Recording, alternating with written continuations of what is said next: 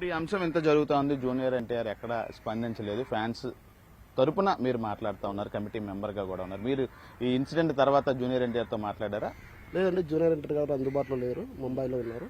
రాగానే సార్ కూడా కలుస్తాం. జూనియర్ ఎన్టీఆర్ గారు మొత్తం స్టేట్ కన్వీనర్స్ అందరూ కలవడానికి ఆల్రెడీ జరగడం. ఈ ఇష్యూలో యాక్చువల్గా నిన్న వారి పెద్దమ్మ గారు కూడా మరణించారు, రాలేని పరిస్థితుల్లో ఉన్నారు అక్కడ ముంబైలో. అతను వచ్చాక ఇప్పుడు చివరిగా చెప్పండి, ఈ ఫ్యాన్స్ తరపున ఇక ముందు ఇప్పటికే మీరు అల్టిమేటం కూడా ఇచ్చారు, ఈ డీజేలు పెట్టి మొత్తం అనంతపురం అంతా తిప్పుతాను అంటే కార్యాచరణ ఎలా ఉండబోతుంది ఎన్టీఆర్ ఫ్యాన్స్ తరపున? సార్ అది మా స్టేట్ కన్వీనర్స్ వాళ్ళు తీసుకుంటారు ఏమనేది.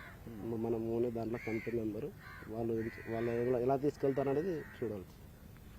రైట్, ఇది మొత్తంగా అయితే ఎమ్మెల్యే దగ్గుపాటి వెంకటేశ్వర ప్రసాద్ జూనియర్ ఎన్టీఆర్ మీద చేసిన వ్యాఖ్యలు ఏదైతే ఉన్నాయో వాటన్నిటికీ సంబంధించి నేరుగా తెలుగుదేశం పార్టీ క్రమశిక్షణ కమిటీకి ఫిర్యాదు చేశాను. దానికి సంబంధించి మళ్ళీ ఎమ్మెల్యే తరపున వ్యక్తులు నాకు ఫోను అందుబాటులో లేకపోవడంతో తన భార్యకి తన అన్నకి ఫోన్ చేసి ఇది ఫేక్ ఆడియోగా ప్రెస్ మీట్ పెట్టాలని కూడా బెదిరింపులకు దిగుతున్నారు. వాళ్ళ వల్ల ఖచ్చితంగా తనకి ముప్పు ఉందనే ఆందోళన అయితే ప్రస్తుతం ధనంజయ నాయుడు అయితే వ్యక్తం చేస్తా ఉన్నారు. ఖచ్చితంగా తల్లి మీద, జూనియర్ ఎన్టీఆర్ తల్లి మీద వ్యాఖ్యలు చేసినటువంటి దగ్గుపాటి వెంకటేశ్వర ప్రసాద్ మీద పార్టీ అధిష్టానం చర్యలు తీసుకోవాలి, సస్పెన్షన్ వేటు వేయాలని అయితే డిమాండ్ చేస్తా ఉన్నారు. అదేవిధంగా ఆయన కూడా ఈ ఆడియో తనదే అని ఒప్పుకొని బహిరంగంగా క్షమాపణ అనంతపురంలో చెప్పాలి, లేకపోతే కనుక ఎన్టీఆర్ ఫ్యాన్స్ స్టేట్ కన్వీనర్ల ఆధ్వర్యంలో ఒక కార్యాచరణకి రూపకల్పన చేస్తామని చెప్పి అయితే ధనంజయ నాయుడు అయితే